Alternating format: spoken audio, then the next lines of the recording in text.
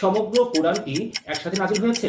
কোরআনে এক স্থানে বলা হচ্ছে যে এটি একবারে নাজিল হয়েছে, আরেক স্থানে বলা হচ্ছে যে এটি ধাপে ধাপে নাজিল হয়েছে। এই কোরআনে যেহেতু বলা হচ্ছে যে কোরআন দুইভাবে নাজিল হয়েছে, সেহেতু এর ব্যাখ্যা জানতে চাওয়াটা প্রত্যেক সৎ ও অনুসন্ধানশীল পাঠকের জন্য জরুরি হয়ে পড়ে, নাকি প্রথমে এর মধ্যে বৈপরীত্য তালাশ করা।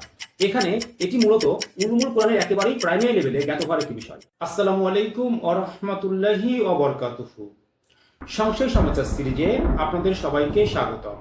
সংশয়.com তাদের কোরআনের বৈপরীত্য শিরোনামের লেখার জবাবে সিরিজ আলোচনা চলছে। আজ পবিত্র কোরআনের বিরুদ্ধে তাদের সপ্তম অভিযোগ নিয়ে আলোচনা করব ইনশাআল্লাহ। সমগ্র কোরআন কি একসাথে নাজিল হয়েছে? আসুন প্রথমে আমরা তাদের ওয়েবসাইট থেকে অভিযোগটি পড়ে আসি। সমগ্র কোরআন কি একসাথে নাজিল হয়েছে? বাম সাইডের আয়াতগুলোতে বলছে হ্যাঁ।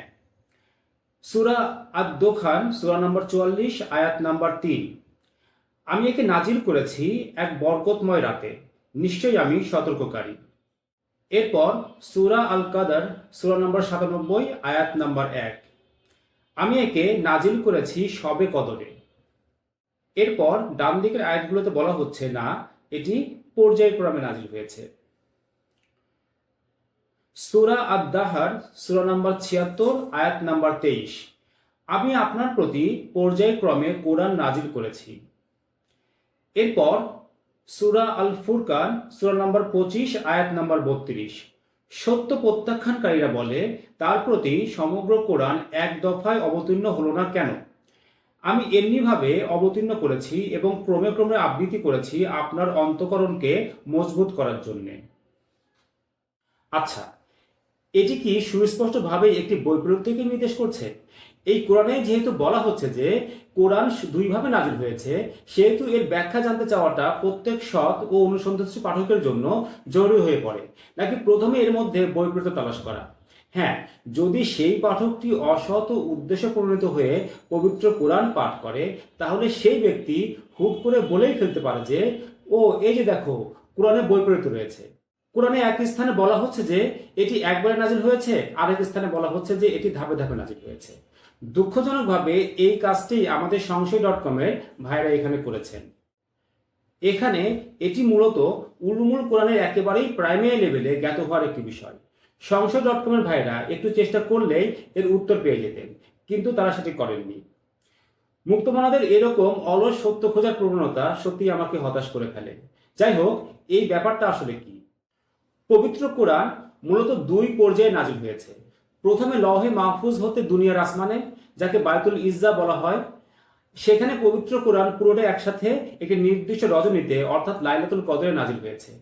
এরপর সেখান থেকে ধীরে ধীরে 23 বছর ধরে নবী সাল্লাল্লাহু আলাইহি ওয়াসাল্লামের উপরে নাজিল হয়েছে। এর রেফারেন্স তাফসির ইবনে কাসির খণ্ড নম্বর 18 পৃষ্ঠা নম্বর 240। ইবনে আব্বাস রাদিয়াল্লাহু আনহু প্রমুখ সাহাবী হতে বর্ণিত আছে যে লাইলাতুল কদরে সমগ্র কোরআন লৌহে মাহফুজ হতে প্রথম আসমানে অবতীর্ণ হয়েছে। এরপর ঘটনা অনুযায়ী দীর্ঘ 23 বছরে ধীরে ধীরে রাসূলুল্লাহ সাল্লাল্লাহু আলাইহি ওয়াসাল্লামের উপর অবতীর্ণ হয়েছে। এটি এতটাই স্বতঃসিদ্ধ ও বোধগম্য বিষয় ছিল যে কেউ এটি নিয়ে তখন বৈপরীত্যের প্রশ্নই তোলেনি। মুসলিমরা তো নয়, এমনকি অমুসলিমরাও এটি নিয়ে অন্তত কোনো বৈপরীত্যের প্রশ্ন তোলেনি। কেননা কোরআন নাজিলের দ্বিতীয় পদ্ধতিটি তাদের চোখের সম্মুখে ছিল। তারা সবাই জানতো যে আল্লাহ মুহাম্মদ সাল্লাল্লাহু আলাইহি ওয়াসাল্লামের উপর কোরআন ধাপে ধাপে নাজিল করছেন। অন্তত এই দাবির সত্যতা তাদের চোখের সামনে দৃশ্যমান ছিল।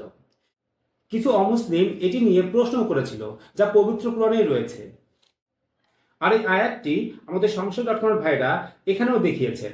পবিত্র কোরআন সূরা আল ফুরকান সূরা নম্বর 25 আয়াত নম্বর 32, সত্য প্রত্যাখ্যানকারীরা বলে তার প্রতি সমগ্র কোরআন এক দফায় অবতীর্ণ হলো না কেন? আমি এমনিভাবে অবতীর্ণ করেছি এবং ক্রমে ক্রমে আবৃত্তি করেছি আপনার অন্তঃকরণকে মজবুত করার জন্য। আর কোরআন নাজিলের প্রথম পদ্ধতিটি তাদের চোখের সামনে ছিল না, অর্থাৎ একসাথে লাইলাতুল কদরে নাজিল হওয়া। এটি গায়েব তথা অদৃশ্য জগতের বিষয় ছিল। কিন্তু তথাপি তখন কেউ এই প্রশ্ন করেনি যে কোরআন নাজিলের এই দুই ধরনের পদ্ধতি সাংঘর্ষিক। নাজিল হওয়ার পদ্ধতি একটি হওয়া চাই, চিন্তা করেন। কেননা যৌক্তিকভাবে এটি কোনো সাংঘর্ষিকতার বিষয় ছিল না, বরং এটি ছিল জ্ঞাত হওয়ার বা জ্ঞান হাসিলের বিষয়। বেশি থেকে বেশি হলে এটি ছিল প্রশ্ন করার বিষয় যে আপনার উপর এই ধাপে ধাপে নাজিল হওয়ার বিষয়টা তো আমরা বুঝলাম, যা আমাদের চোখের সামনে হয়েছে, কিন্তু এর সাথে লাইলাতুল কদরের রাত্রিতে নাজিল হওয়ার বিষয়টি আমরা বুঝতে পারছি না। দয়া করে বলবেন কি এটি একসাথে কোথায় নাজিল হয়েছিল? তো উত্তর হলো দুনিয়ার আসমানে, বায়তুল ইজ্জাতে। যাই হোক, ব্যাপারটি বিশ্লেষণে মনে হচ্ছে যে আজকের এই আধুনিক কালের নাস্তিকদের চাইতে সে সময়ের অনাধুনিক মুশরিকরা বেশি রেশনাল ছিল। তারা জানতো যে কোথায় যৌক্তিকভাবে বৈপরীত্যের প্রশ্ন তোলা যায় আর কোথায় তোলা যায় না। ধন্যবাদ সবাইকে।